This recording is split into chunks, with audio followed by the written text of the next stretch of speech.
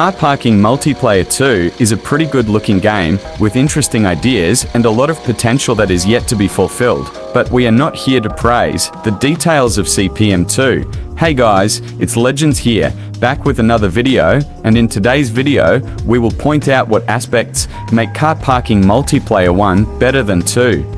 These will just be a couple of things that affect both the gameplay experience and the aesthetics of the games, and discuss why CPM 1 is still here to stay and can more than hold its own. Before we do get started, I want to do the regular routine for the supporters. So a quick shout out to these awesome viewers and subscribers. Thank you guys for supporting the channel and the content. I really appreciate it. And if you want to be shown in a future video, be sure to drop a like, subscribe, and comment shout out down below. I will try to pick you out in the next one. And if any one of you guys want to go a step further and show some extra support, I recently activated my channel membership with custom emojis and perks, such as members-only giveaways of private cars, accounts in the future, and private meets and shoots with Legends himself. I will be more active for all of those in the Discord as well for this holiday and next year. Now, with all that yapping out of the way, let's get started with the first thing that makes CPM 1 better than CPM 2. Many older devices, especially below Android 11, can't play Car Parking Multiplayer 2 because the game is targeted to newer devices. With its improved graphics and game engine, you can, however, get CPM 1 on even older Android devices with low performance, so CPM 1 is more available to all types of players more than CPM 2. The next thing to talk about is the animations of cars and characters. In CPM 1, you can open the doors, the trunk, and the hood of many of the cars that are available.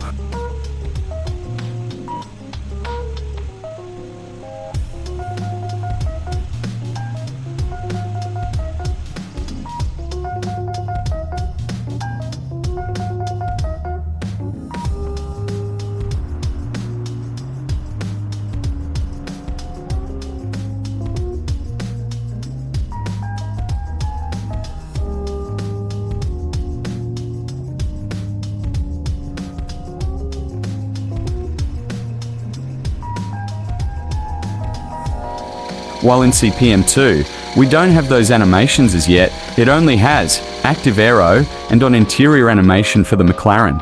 CPM 1 also has the paired character animations that you can use with friends. They are not perfect, but they are still cool to look at, while on CPM 2, we only have the standard animations for your own character. Next up is the number of cars that you can buy and keep at a time. In CPM 1, you can buy all the cars and have them available on a list. The only downside is that you can't have more than one of the same car. A lot of the cars are also still missing from CPM 2, cars such as the Mazda RX-7 and most of the recent cars that we got in CPM 1.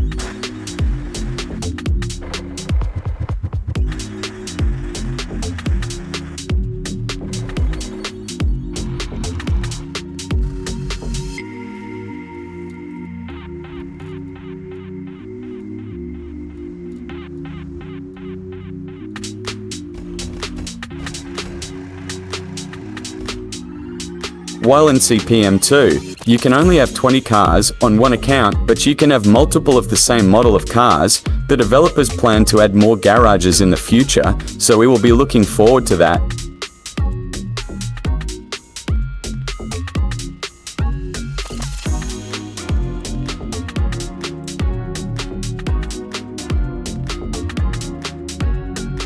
Up next is the different style of tuning that both games use when it comes to upgrading your car. In CPM 1, it is much faster and more basic to install upgrades and tune your cars, making it beginner-friendly and easy to understand for new or newbie players.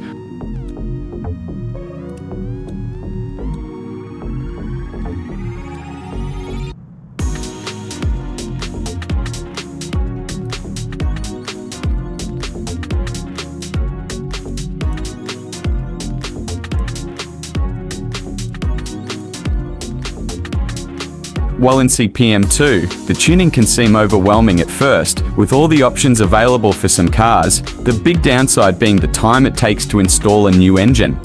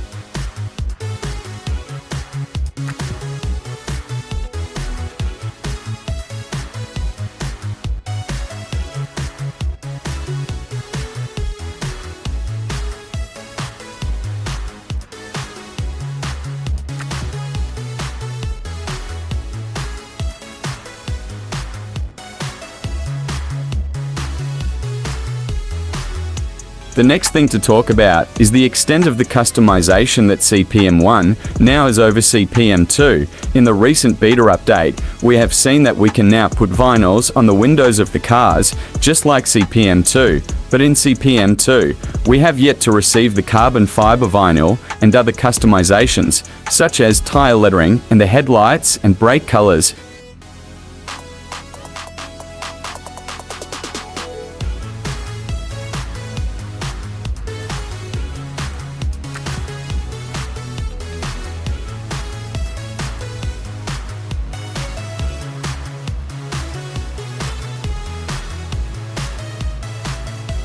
CPM 1 also now has more new clothing for the characters, which gives it another edge over CPM 2 with the standard clothes.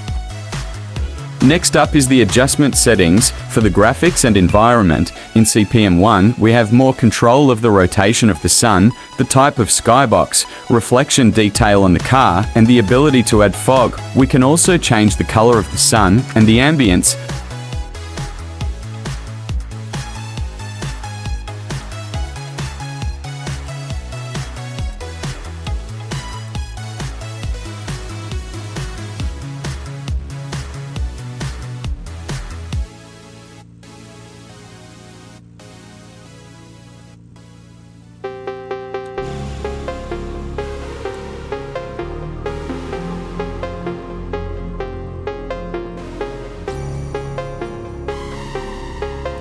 While in CPM 2, we can only adjust the time of the day and add the usual effects.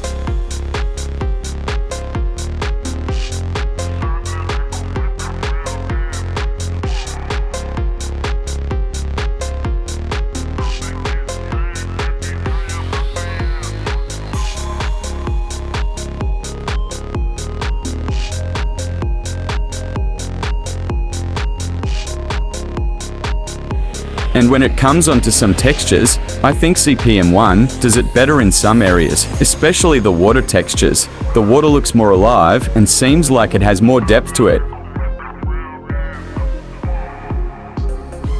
While in CPM 2 it looks a bit foggy and bland. The reflection of the light looks cool, but we need that next level type of reflection similar to the surface of the cars. Up next is the sense of speed. In CPM 1, the motion blur effect helps a lot to give that feeling of speed when driving, especially if you use the custom camera to make a wider field of view, to make roads appear more narrow.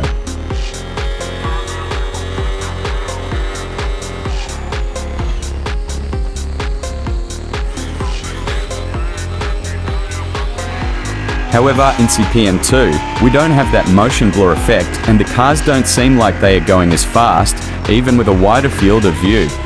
The next thing will be the drifting. Drifting in CPM 1 is just more enjoyable than in CPM 2. It is easier to pick your set of tires and burn them down before you apply your tune. Use of the COG also helps a lot in this case, which we don't have in CPM 2. And drifting in CPM 2 used to be good enough. At one point, I was even drifting a smart car, but the developers changed things up and now it is a lot more difficult. Some players use off-road tires to get better grip with the sliding, and some burn down the tires and try to adjust the tire pressure, but drifting in CPM 1 feels better overall, both with all-wheel drive and with rear-wheel drive.